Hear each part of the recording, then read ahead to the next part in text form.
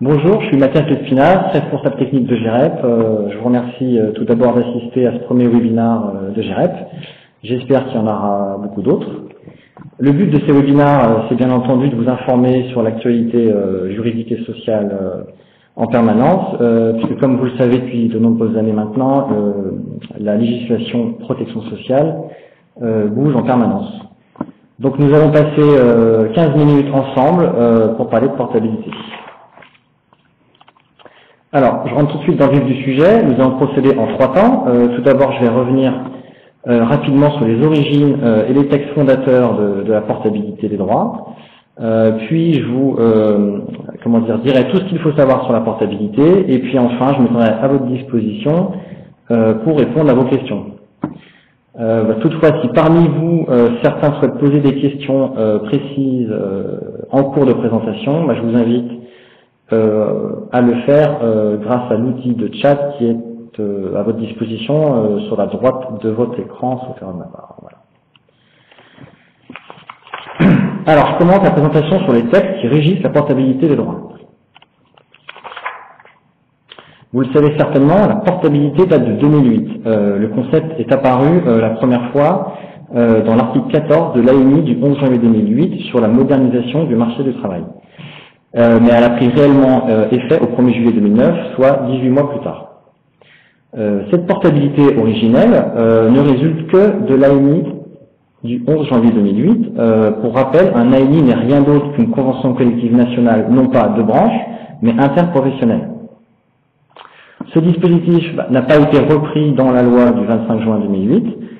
C'est la raison pour laquelle on parle de portabilité conventionnelle lorsqu'on fait référence à la portabilité de 2008. Alors, pourquoi le législateur a-t-il introduit ce concept de portabilité? En premier lieu, à cause du constat suivant. Généralement, un salarié occupe un emploi et c'est de cette situation que découlent des droits et des obligations. Avec la mondialisation et le chômage de masse, le rapport au travail et à l'emploi a été modifié ces dernières années. L'idée d'une plus forte flexibilité couplée à plus d'indemnisation pour le salarié a donné lieu au concept de flexi-sécurité, censé permettre de dépasser le cadre du droit attaché au seul statut de travailleur vers un droit attaché à la personne. Donc le débat a rapidement porté sur la gestion des transitions et notamment sur la question existentielle suivante: comment trouver des garanties à offrir aux salariés lorsqu'ils sont entre deux emplois? C'est la problématique initiale. Alors, très rapidement, qu'est-ce que la portabilité des droits? On peut répondre par une très longue phrase. La portabilité permet aux salariés, en cas de cessation de leur contrat de travail, non consécutive à une faute lourde, et ouvrant droit à prise en charge par le régime d'assurance chômage, de bénéficier du maintien des garanties des couvertures complémentaires santé et prévoyance appliquées dans leur ancienne entreprise, et pendant une partie de leur période de chômage. Dans cette longue phrase, il y a bien entendu beaucoup d'informations. Lorsqu'on parle de cessation du contrat de travail, ouvrant droit à prise en charge par l'assurance chômage, on pense tout de suite au licenciement. Cela fait aussi référence à un nouveau dispositif introduit à la même époque, la rupture conventionnelle, qui autorise une séparation à l'amiable entre un employeur et son salarié. Alors, on peut s'arrêter 2 minutes sur le licenciement pour faute lourde, qui est donc exclu comme critère de départ de l'entreprise. Sur l'échelle des motifs de licenciement disciplinaire, la faute lourde constitue l'échelon le plus élevé. Le licenciement pour faute lourde est invoqué dans le cas où il y a manifestement intention de nuire à l'employeur. Ces motifs de licenciement ne donnent pas le droit à préavis ni à indemnité, toutefois le salarié concerné touche le chômage. C'est donc la seule exception puisque tous les autres types de départ de l'entreprise débouchant sur des droits à chômage donnent accès à la portabilité des droits.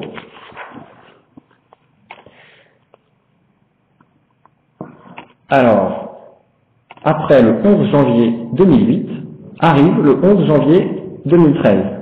Une refonte de la portabilité version 2008 est introduite dans l'ANI du 11 janvier 2013 pour un nouveau modèle économique et social. À la différence de 2008, cette fois-ci, l'article de l'ANI traitant de la portabilité des droits a été transposé en loi. La loi sur la sécurisation de l'emploi. Cette loi a modifié et fait évoluer plusieurs critères. De cette loi du 14 juin 2013 est issu un article L911 du Code de la Sécurité sociale, qui rend désormais applicable la portabilité aux employeurs relevant du Code de la Sécurité sociale. Donc par opposition à la portabilité conventionnelle que l'on vient d'évoquer, on parlera de portabilité légale pour celle de 2013.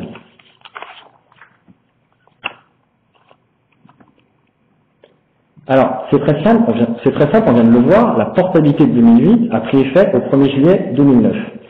La nouvelle portabilité légale démarre, elle, en deux temps. Au 1er juin 2014, s'agissant des frais de santé, au 1er juin 2015, pour la prévoyance. Donc pendant un an, on se retrouve avec deux dispositifs, conventionnels sur la prévoyance, légal sur la santé, qui coexistent de manière parallèle. Au 1er juin 2015, il n'y aura donc plus de portabilité conventionnelle, mais une unique portabilité légale. Alors, on va rentrer maintenant un petit peu plus dans le détail sur les impacts concrets pour les entreprises. La première chose que l'on a envie de faire, c'est de comparer l'ancienne portabilité et la nouvelle. On a relevé 5 points où la portabilité modifie ou améliore la portabilité conventionnelle. Alors, en premier lieu, le champ d'application. Sur l'ANI 2008, n'étaient concernées à l'époque que les entreprises qui relevaient du champ d'application de compétences professionnelles de l'une des organisations patronales signataires de l'ANI. En gros, les secteurs de l'industrie, du commerce, des services et de l'artisanat. Désormais, avec l'ANI de 2013, les secteurs sanitaires et social, agricoles et professions libérales sont aussi concernés. Donc finalement, tout le monde est concerné, il n'y a guère que les employeurs particuliers qui ne le soient pas. Sur la durée de la portabilité, deuxième changement, c'est très simple aussi, elle est égale à la période d'indemnisation du chômage, dans la limite du dernier contrat de travail, ça c'est pour la version 2008, ou des derniers contrats de travail consécutifs chez le même employeur, ça c'est la version 2013. Le plafond de la durée est désormais de 12 mois contre 9 auparavant. Désormais, et contrairement à l'ancienne portabilité, la durée, toujours en mois entiers, est arrondie au mois entier supérieur. Par exemple, si une personne, un salarié, a une ancienneté d'1 mois et demi dans l'entreprise, avec la nouvelle portabilité, la durée de maintien sera de 2 mois, alors qu'elle aura été de 1 mois avec l'ancienne portabilité. Finalement, la principale interrogation ici va donc porter sur la durée minimale de la portabilité, puisqu'il n'est plus fait référence dans le texte à un minimum. En 2008, pour rappel, le minimum était de 1 mois. Sur le financement de la portabilité maintenant, suite à l'ANI 2008, les entreprises avaient deux moyens bien distincts pour financer la portabilité. Le premier, la mutualisation, consiste en une légère hausse des cotisations appliquées à l'ensemble des salariés. Cette solution permet à l'ancien salarié de n'avoir aucune somme de prélevée à ce titre au moment de son départ. Deuxième solution, le cofinancement, qui consistait à continuer le cofinancement entre l'employé et l'employeur. Désormais, la loi indique que le maintien se fait à titre gratuit. Alors en fait, il faut tout de suite dire qu'est-ce qui se cache derrière ce mot gratuit, qui a été introduit pour la première fois dans la loi de sécurisation de l'emploi et non pas dans l'ANI. Si on regarde l'ANI du 11 janvier 2013, en fait, il est clairement fait référence à la généralisation au niveau des branches professionnelles et des entreprises du système de mutualisation. Donc l'esprit du texte, c'est la mutualisation.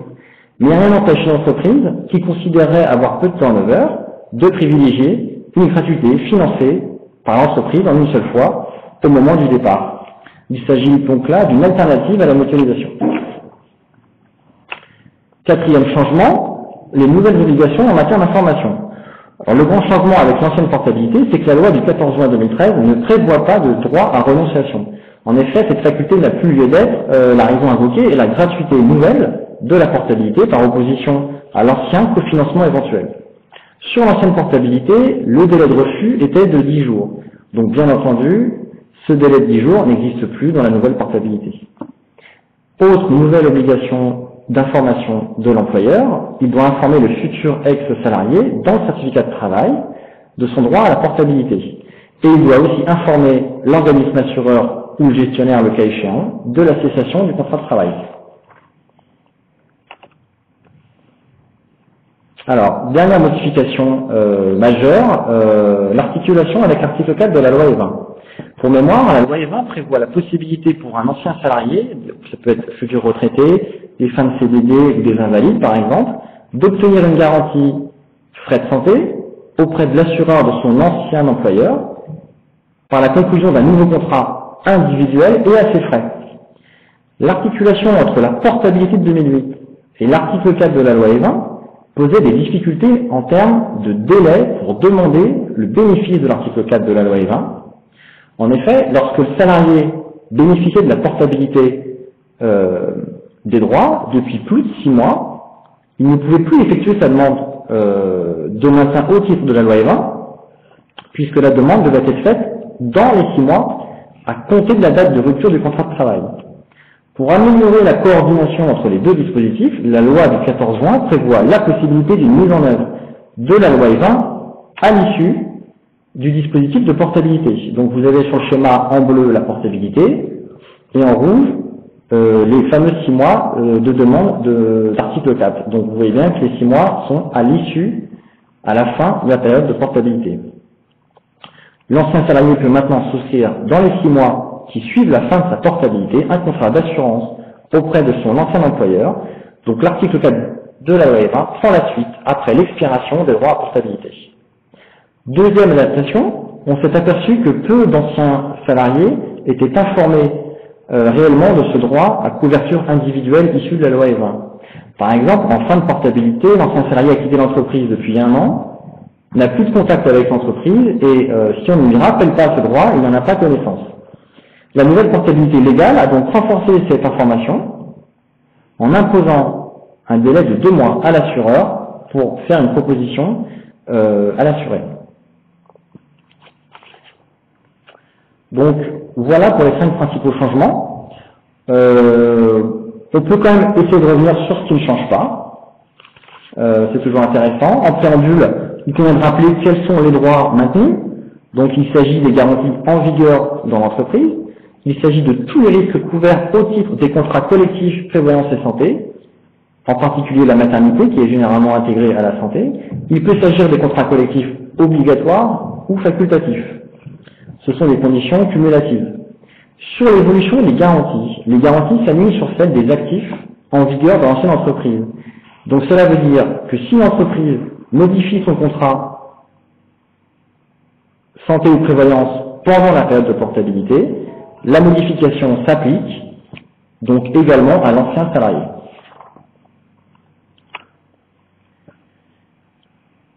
Slide très intéressant sur les dates d'effet. Pour éviter toute rupture de prise en charge, c'est la date de cessation du contrat de travail qui est retenue et non la date de début du versement des allocations chômage qui peuvent parfois mettre un petit peu de temps à démarrer. Par ailleurs, et en ce moment on est en plein dedans, dans le cas d'un départ par licenciement, pour déterminer si on applique l'ancienne ou la nouvelle portabilité, on se base sur la date de notification du licenciement. C'est une décision de la Cour de cassation de 2012. Donc il s'agit là d'une date qui précède le préavis. Donc par exemple, si on a une notification de licenciement d'un salarié au 15 mai 2014, mais que le départ effectif de l'entreprise intervient le 1er septembre 2014, eh bien c'est l'ancienne portabilité conventionnelle, donc, qui sera appliquée. Sur le régime fiscal et social, ici, rien de nouveau. On a toujours un forfait social qui s'applique sur le financement patronal, donc à hauteur de 8%, c'est l'ancienne taxe prévoyance. On a toujours de la CSG-CRDS de 8% sur 100% du financement patronal. Et enfin, depuis le 1er janvier 2013, comme vous le savez, la part patronale santé est fiscalisée comme avantage en nature et donc se retrouve dans le net fiscal. Voilà, donc, est-ce que vous avez des questions, sachant que si vous le souhaitez, vous pouvez les envoyer dans un deuxième temps par mail. Donc merci de votre attention. Je vous rappelle les 3 métiers de GEREP, conseil, courtage et gestion, et les domaines d'expertise à fort accent de protection sociale. Très bonne journée à vous.